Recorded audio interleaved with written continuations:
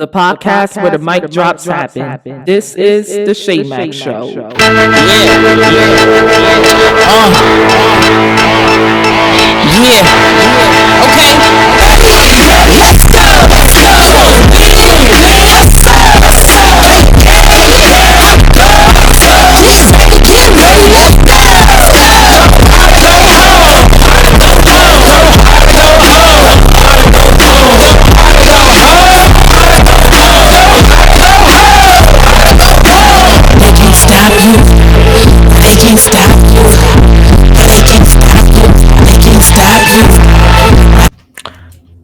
And welcome to the third episode of the Shay Mac Show. As I'm joined on this episode by my very special guest, a huge WNBA sports personality, Miss Lo Dreher. Lo, how are you doing on this day? Thank you for your patience for this hectic day and joining the show. It's cool. It's cool. I'm pretty good. It's summertime. It's starting to get hot, so I feel great. Yeah, arguably one of the best times of the year. I'm more of a fall girl, even though I'm a spring baby, but hmm we got to get started on this because hmm this has been a hectic WNBA season, but in a good way. But Yeah. before we get started and start getting into that, along with your other milestones that you have been reaching, do you mind just kicking off this show, talking about more of your background in sports, how you got started, things of that nature? Oh, yeah. So really, started playing basketball when I was like a little girl, but I hated it at first. I wanted to play soccer, but my mama said, "Girl, I'm not doing no outside sport. So you're gonna play basketball with your twin brother." And I started playing, hated it. I was scared of the buzzer. Every time it rang, I ran out the court crying, like every single time. But somehow, some way, I just got better at it. I know my coach made me commit to defense. He said, "Hey, you don't got to worry about the ball. Just play defense. Do it this way." And I started doing that. I said, "Okay, I can do this." Then as I got older, I just kept playing and I just fell in love with it. And I was pretty good at it. So yeah, that's how I got started. And then of course we're not all fortunate enough to go to college and play. Like, I'm a tall girl, but not that tall. Wasn't that great. But I still love the game, so I just stayed connected to it. But and would always tweet about it because you just kind of tweet about what you watch. And that's before WNBA Twitter is what it is now. And so I just started tweeting, and from that, people just started following me. It really was organic. It never was planned for me to ever be a sports personality or anything like that. So that's why it comes off super, super authentic, because that's what it is. It was never a plan. It was just me tweeting, and here we are. So, Lauren, you mentioned that you did play basketball in college. You did play basketball practically all your life, all the way up to now. So, what was your position or positions that you played when you were on the court? Ooh, so I'm around like 5'9", so I'm not that tall, but one of my strengths was just athleticism. Like, I was super athletic. I'm long. I could jump. So I had to play. I was center sometimes. Like, I would play 3, 4, and 5 because we didn't have a lot of height, and I could jump and use your body box out. So if I had a bigger, taller girl, I just go up under them and go past them, just body them. And So you were nobody. yeah. So that was kind of that. So because of that, I think that did kind of stunt me going to play collegiately because I didn't have guard skills. 5'9" is the average point guard. I didn't have no guard skills. I was slashing, getting it, laying it right back up, bully up and under, stuff like that. So I just didn't have really those guard skills. If I was playing guard, if anything, it was on defense, and we'll run like a box and one, and I was the one guarding the best player. Like, so I just handling the ball, please no. Even if I play pickup to this day, I'm like, I don't care. I will still go in the post. Let me post up and let me get active. Don't pass me the ball on the wing. Yeah. So where did you play school? Where did you play for? Like, who did you play for in college? Oh no, I What was your wasn't background? that fortunate enough. I didn't play in college. I wasn't that good. I Okay. Yeah, I stopped in high school, and of course, a school in Columbia, South Carolina, where I'm from. Dreher High School, Oh, actually. Columbia, South Carolina. That's ironic that you're a WNBA personality and then you also is from there because big time WNBA player Aja Wilson, who just not too long ago Girl. got a statue at the University of South Carolina, which I really got to get down there because I want to see it and have a picture with it and say, hey, I got a picture, with a semi age, Aja Wilson. But Mhm. it's pretty dope about what you're doing. This is, the reason why I brought you up here on the show, because we needed some more WNBA personalities, but we needed someone that people listen to, someone who actually has passion for it, knows what they're talking about. And we're going to get into that a little more on this show, Mhm. because not too long ago you did hit a milestone, and you was featured right here on the W Slam creative journalist magazines, where it Mhm. was just you was mentioned with the names of Tarika Foster, the Christina Williams, the Megan Halls, who are also big WNBA personalities. So, what was that like? Getting started on that, your big break to slam, things of that nature.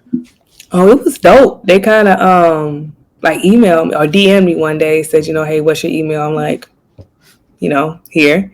And they just kind of said, hey, we're doing this. We want you to be one of the people that we feature. They even had a big party in New York. I couldn't make it to that from Atlanta, but it was just dope. They called an interview just about me, how I got my start as well in the in this sports lane, and just honored us. It was really dope to be a part of, and that they even thought of me to say, hey, let's include Lo. So that was dope.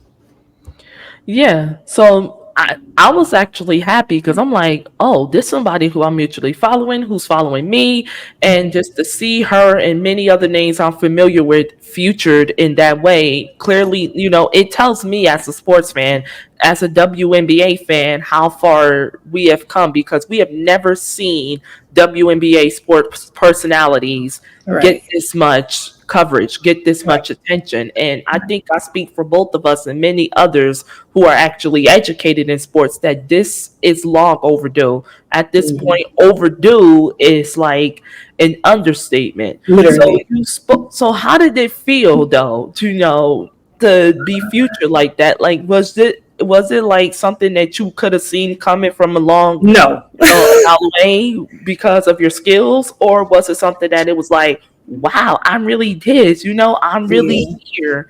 Yeah, I would have not. My dog is going crazy back here. If you hear anything, sorry.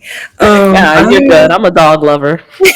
I no, I would have never seen it coming. Like I said, I just got on Twitter and would tweet, and so it's like now to be here, and I'm looking like y'all want me to do this when all I am, I'm just chatting, like I'm just tweeting, like I'll be talking like this regardless if you notice me, if you're not, if I was talking my mama head off about it or not. So it's just I would have never like ever imagined any of this, really, like any of it. So it's just dope to just kind of think like, wow, just something that I'm just truly passionate about has opened doors and has put me in spaces that I never like. I don't even want to say even dreamed of, because I would have never even dreamed of that either. Just it's just crazy. Yeah, it is. And but see, it also shows like how far you've come, how far other personalities has come, how far the WNBA has come. So it's like to Mm-hmm. all of you who's looking to cover something, if you're looking to hop into WNBA, now will be the perfect time with all that has happened, all that is happening during the Angel Mm-hmm. Reese and Caitlin Clark tandem. But Right. not only that, but we're mentioning, we're possibly looking at the last days of Diana Taurasi, who many would consider the GOAT. I have an argument against that, but that's a Not whole my nother goat, episode. but Right, somebody. right, right. As long as we there. Yeah. But speaking of goats, I never asked this question to a guest, and I should have, but I'm gonna flip this question to you, Mm-hmm. because we have sat here and talked about the goat conversation, but a name that just truly just gets swiped under the rug for whatever reason is Candace Parker. When She she does. announced her retirement from the WNBA, what was your reaction? Because to me, I was happy, but I was heartbroken at the same time. Because, like, damn, the one time I'm Yeah. watching the WNBA, my fave is not there on the court no more. I think I was. I don't want to say happy. Happy for her because she finally made that decision. Like, hey, I need to bow out. Another like just kind of like, yeah, I think it was time for her. So I was like, I think I was shocked by the way she did it because it was just like boom, first day of training Yeah, camp, I'm out. So I think I was shocked by how she did it, but I'm not shocked that she said, "I think it's time," because she just has always said like, if I have to give this game my all, if I can't do that, I'm not doing it. So the right. injury at the in the season in last season, like I said, I wasn't shocked that she did it, but I was shocked that I was just like, huh, today, right now, like, Yeah, like she didn't even waste no time. She just said, none. you know what? It's a wrap. Even if I have the opportunity, I'm not coming back. Yeah. So we're talking about her retirement. What does her retirement mean, or what did it mean for the WNBA and the WNBA moving forward for the future? Ooh, yeah, it means a lot because this positionless basketball or this literally prototype of WNBA player that we see so much of now or that we're moving towards starts at Candace Parker. Period. Like it's Definitely. Candace. So she is literally the blueprint. So for her to retire, it's like I don't want to say a piece of the W, but a part of the blueprint is gone, is done with the game. So she means a lot. I don't think she always gotten her flowers, which is a don't get me started Please, because please, we would love to because get started on that. yes, because Please. how can we not? Like it's very clear that she's the blueprint. Every damn stat they post is the first since Candace Parker. The first since Candace Parker. She is the blueprint. She is Right, like she's that girl. So it's just right. crazy to see that the WNBA and other entities, USA Basketball, then I always give her due diligence, but I hope she felt the love that day that she did retire because it was definitely an outpouring for her. Yeah, and we mentioned like how she's the blueprint, but to me, one of her most underrated skills that she had that just doesn't get talked about enough is her three pointers. Mm-hmm. That don't get talked about enough. To be a big woman, because Mm-hmm. that's what she would be considered. Mm-hmm. Her shooting range was just up there. Yep. But obviously, she was more of a powerhouse than anything. But she was a powerhouse. You know, okay. Let me make sense here. You got it. She was an underrated Oh, powerhouse, is what I absolutely. say. She's considered a Can I powerhouse run by and open the many. door for her? She's crying. I'll be No right back. problem. Let me stop mine. Okay. I wanna be great. I want to go to my plate. To be the best, you gotta go hard and do whatever it takes. I wanna be great. I learned from my mistakes. Now I do what it takes. I do what it takes. I do what it takes. Everyone's had that day where you wanna throw it all away. Setbacks going back to back to back. Going up the only way to escape. Don't listen what the haters gotta say. After the win, look 'em in the face. Success is sweet, sweet, sweet, and I really, really let it taste. The hunger, it keeps me alive. I want the piece of the pie. So yeah, Candace, you just really, I just don't know how you don't put so much respect on her name. Like she's a point forward. Now we have the Asia Wilsons, the Breonna Stewarts, the Shakiras, the just so many of these women you don't have without a Candace Parker. Like You don't. I say she's Aja Wilson before Aja Wilson. absolutely. And and like even though don't get me wrong, Aja Wilson is that girl. No question. And she's clearly the face of the next generation of the WNBA. Regardless of whether you want to mention the Caitlin Clarks, the Angel Reeses, the Cameron Brinks, who are definitely taking it and, well, Mm-hmm. being as advertised. Mm-hmm. But it's clear as day this is Aja Wilson's league. Mm-hmm. But we could definitely make the argument that Candace Parker walked so Aja Wilson can run. Yeah, I And think. that's how impactful she has been because it's like, okay, we're talking about a once in a lifetime generational talent in Aja Wilson. The fact that you influenced that and you walked so Mm-hmm. that talent can run should tell Mm-hmm. you everything about this legend that you need to know. Yeah, I think she walks so everybody can run. Period. Stewie too. Oh yeah, definitely Stewie, because I could see a lot of Candace Parker's style Absolutely. and Brianna Stewart a lot. Like I could definitely see, just like Kate, CP3, my CP3, Mm-hmm. she can shoot from the rim, she can get in the paint, she would definitely go up there and block your shot. She's not Yep. afraid. She ain't afraid to play aggressive offensively nor defensively on the court. And Mm-hmm. that is a lot, for a female player who, unfortunately, because of ignorance, don't have that many expectations as their skill set show that they Right. should. Exactly. All right, so we're gonna go back a little bit to your coverage of Mhm. WNBA creators making waves. Obviously, this has been a milestone for you. So, to many like me or others who would love to be featured one day for multiple sports, let alone the WNBA, what would be your advice? Ooh, put yourself out there. Like, I know for me, like I started making videos a year ago. I don't really make them that much anymore, but you just got to put yourself out there, and you got to realize that people that's closest to you that you think might be your people. Oh, they'll like every video. They'll do this. No, they won't. And you just got to be okay with that. It's gonna be people who you'll grow to know, but you might not even know they're gonna be your biggest supporters. But you first got to put yourself out there. Like you just have to do it, and in that you have to be 100% you, because if you are not, people can tell. People will clock you. If you faking or you're not genuine, it's obvious, and people don't rock with that. Like, so the biggest thing that you just got to put yourself out there. You just got to do it. And you got to keep doing it. And you just got to get up in the morning and say, if I go on to make a video about this, I went to sleep last night, I had too much wine, but I'm going to wake up at 5 o'clock and I'm going to make the video. So by 10 o'clock rolling around, I could post a video. I was getting up before school. I was getting up making videos. Like, so you just got to, one, put yourself out there and just do it. And two, be as authentic as you can. Like, you have to be you because people can tell.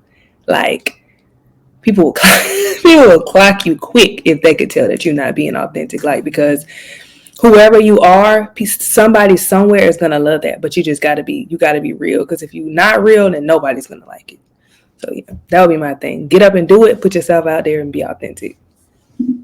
Yeah, I definitely agree with that advice. That's actually great advice to give to, young girls out there because the hardest thing that I've learned when I started content creating, started podcasts and things of that nature is the fact that it's kind of hard to find your identity because you look at the male perspective. You Mhm. see the Stephen A. Smiths, you see the Shannon Sharps, you see the Ryan Clarks, you see the Kendrick Perkins and the Jasons of the world, and you be like, okay, do I have to be like this in order to be Yeah. in? Then on the flip side of that, you look at the Candace Parkers who are analysts, you look at the Malika Andrews, you look at the Joy Taylors who covers the NFL, you look at the Pam Olivers, and you be like, okay, so who should I be? But the one thing that they all have in common is that they have their own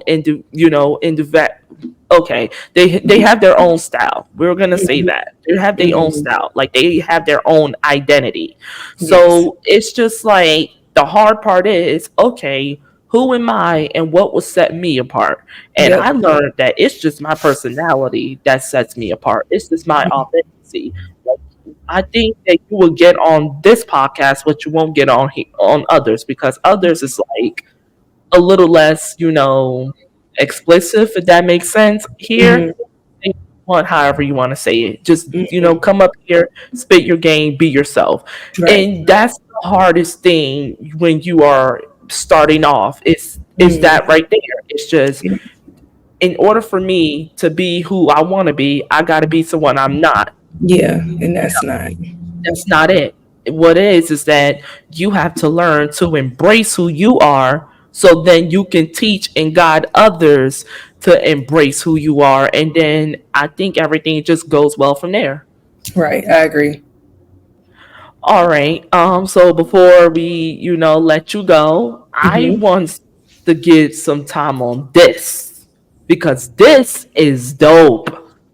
When I Yeah. saw that on on X or Twitter, whatever they want to call it nowadays, it's always going to be Twitter to me. But Me too. when I saw that cover, I was like, oh no, the fact that I'm gonna have her as a guest on this show, I have to bring that up because it's not just any coach, this is not just any personality. We talk about the blueprints. That sister right there, Dawn Staley, is the blueprint. She is everything you want out of a coach, male or Mhm. female, man or woman. So I have to ask you, how did that get started? Like, where did that idea for you to cover that for Slam magazine, the women's edition, come from? That I needs to know. So yeah, and she's the first coach to have her covered. Only coach covered, period. So legendary. But this is what Wow. happened. I'm driving home. So Adam Figman, who is the I don't want to say CEO. I don't know the right terms. I don't want to say that, but he's over Slam. I will say it like that. Follow me on Twitter a while ago, so while ago, long ago that I don't even think about it. Like while ago, Mhm. nothing, not thinking about it. Cool. So I'm a teacher. So one day I'm driving home from work. Literally, I park my car and I get a call. No, I get a DM. And I look at my phone, says Adam Figman. I'm like, okay. So I check the DM. He's like, hey, Lo, it's Adam. This is like, he said something along the lines of, this might be a little weird, but do you have a couple of minutes to call me? Or what's your number? Do you have a couple of minutes to chat? I'm like, I'm looking back. I go back to the page and I'm like, is this really him? I'm getting scammed or whatever. It's him. So I send him a number. I'm like, yeah, sure. I'm free now. Like, call. Okay. So he calls and I answer. I'm like, hello, like, hello. He's like, hey, I know this is a little short notice, but we're doing a cover story on Dawn. She'll be the first coach, da da da da. I've been following you on Twitter for a while. I think you're hilarious. I know you're a big supporter. I know you did this and this and this and this. I'm a big fan. Would you like to write the cover story? I said, me? I said, huh? He said, yeah, you'll just have to write about so and so words to kind of set it up and then write interview questions in your interviewer. I said, So huh? you interviewed Dawn Staley. I said, huh? So he said, yeah. I said, okay, give me 15 to 30 minutes. I'm going to call you right back. Right back. Because it was short notice. I said, give me 15, 30 minutes, call you right back. Call my mama. Call my friend Riz. And they're like, I don't understand. What are you contemplating? Yes, you're going. Period. You're going to Columbia, which is where I'm from. I'm in Atlanta right now. You're going to Columbia and you're going to do it. Bottom line, I don't know what are we like, what are you thinking about? I was like, you know what, you're right. I called him back. I said, I'm in. He said, okay, great. I'll give your number to so and so and so and so, and they're going to send you, kind of like the parameters, how many questions you need to make, da da da. So I'm like, oh my God, like this is nuts, right? So I have to start writing these questions. They kind of give you we kind of want to talk about her legacy and what she means to women's basketball. They kind of give you that like a direction, and then you write. They're like, yeah, come up with like 16 to 20 questions. I'm like, shit. So I got 2 days to come up with 16 to 20 questions, good questions to try to ask Dawn. Luckily though, because I'm from Columbia, I've, talked to Dawn a plethora of times, you know what I'm saying? Like, she knows exactly who I am. Like, cool, great. That's how I got to go to Paris when they played, whatever. So I'm like, yeah, but this is still a little different to sit down and have to interview her or whatever. So I'm sitting down and I'm writing all the questions. And I'm like, for the next day, that's like consumes me writing all these questions, trying to make good ones. I'm like making like subcategories like game, legacy, what's next, a little bit about background just to fill it in. But I'm like, I'm gonna wait and write the intro until I'm there, watching her do the photo shoot for our interview, so I can capture what's going on. Boom. So I write the questions. I gotta email them to them. They check over them. They play with them a little bit if they need to, and they're like, okay, boom, we'll see you then.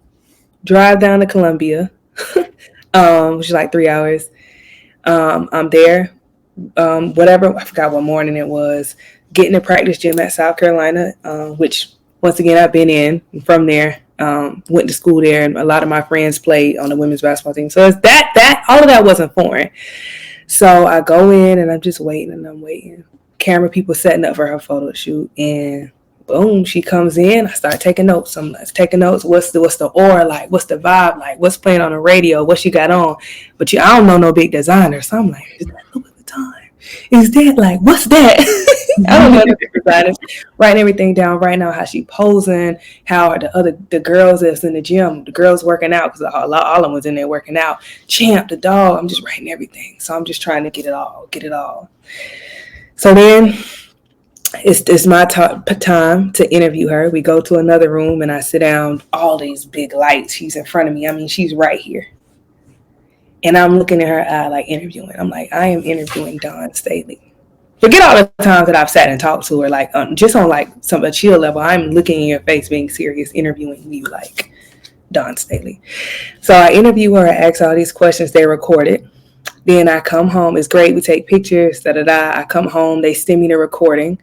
And I start writing the intro about everything that I've witnessed. Kind of writing the intro to the interview part, and then I type out the questions, type out what she says, makes it flow, this, that, and the third. And that's the article. I send it back and I'm like, hey, it was supposed to be like 1,700 words. But I said, hey, Dawn is superfluous. She talks a lot. The questions are a little long. So this is longer than 1,700 words. I'm sorry, but this is the best I could do to chop it down without taking away taking away what she's saying. The prestige. They're like, cool. Yeah, they're like, cool.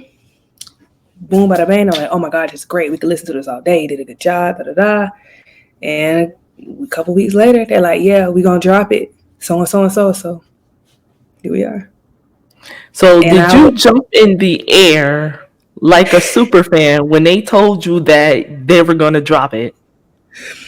When they said they were going to drop it, I was like, oh man. Like, I already knew, like, it was going to blow up on social media. And I know, like, it might look like that makes me a little anxious because I'm not naturally a person who's, like, always in the spotlight. That's just not who I am.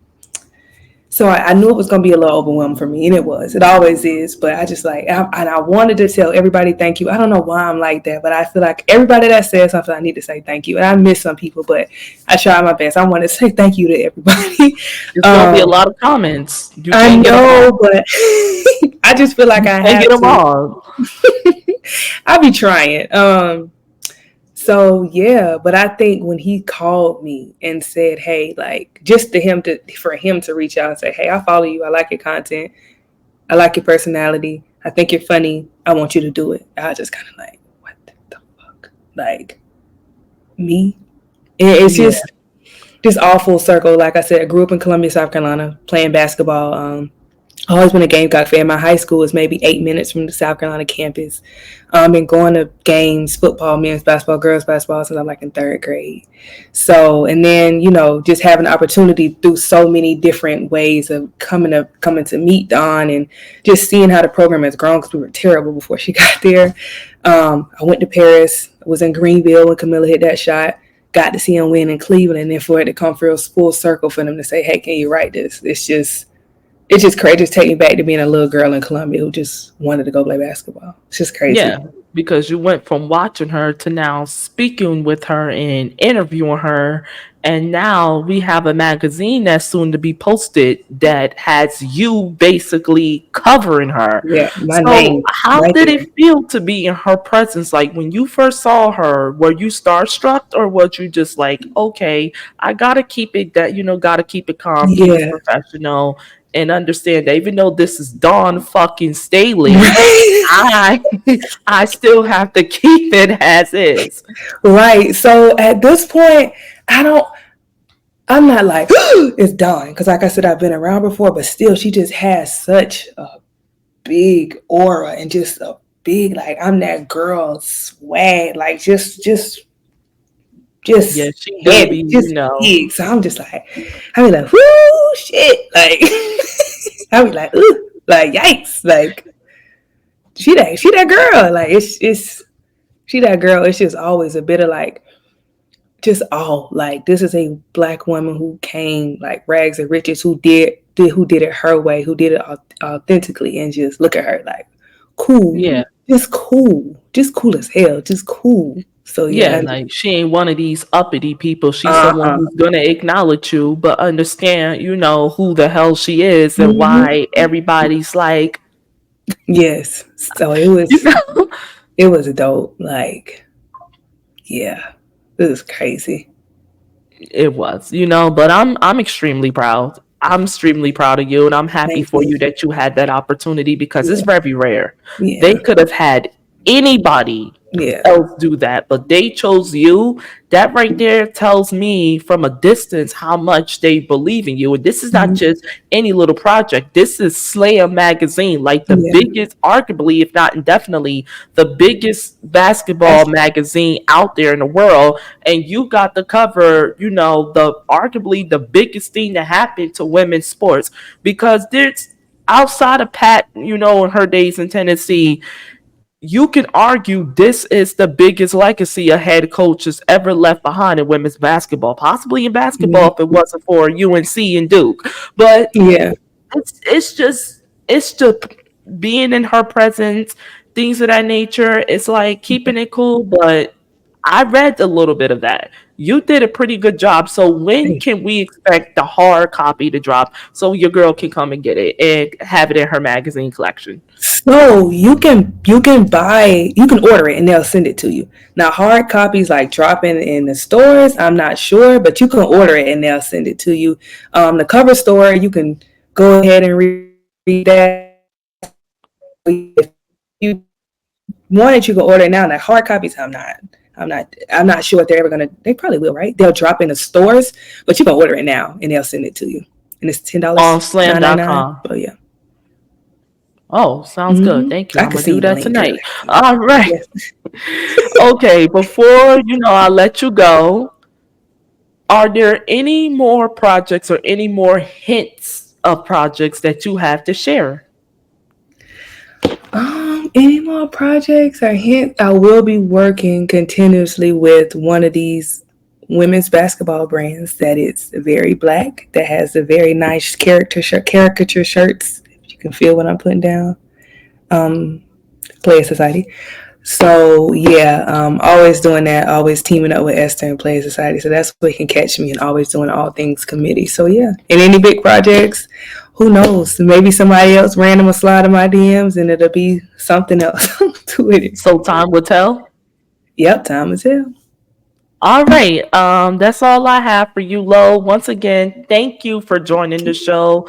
It was truly an honor. Good luck with everything. Good luck with your Thank career. you. Continue in a dope way. Cover the WNBA, and as Iron fans will continue to be podcasting and watching. All right. Thank you so much. I appreciate it. All right. Have a great day. You too. Thank you for tuning in to the very first episode of the Shay Max Show. This is your host, Shay, signing out. Click the follow and subscribe button now for more episodes and to get updates on the show. To view more content from the show, give us a follow on your favorite platforms such as Facebook, Instagram, Twitter, TikTok, and much more, all at the Shay Max Show. And you can give me, your host, a follow on those same platforms at Shay Max Sports.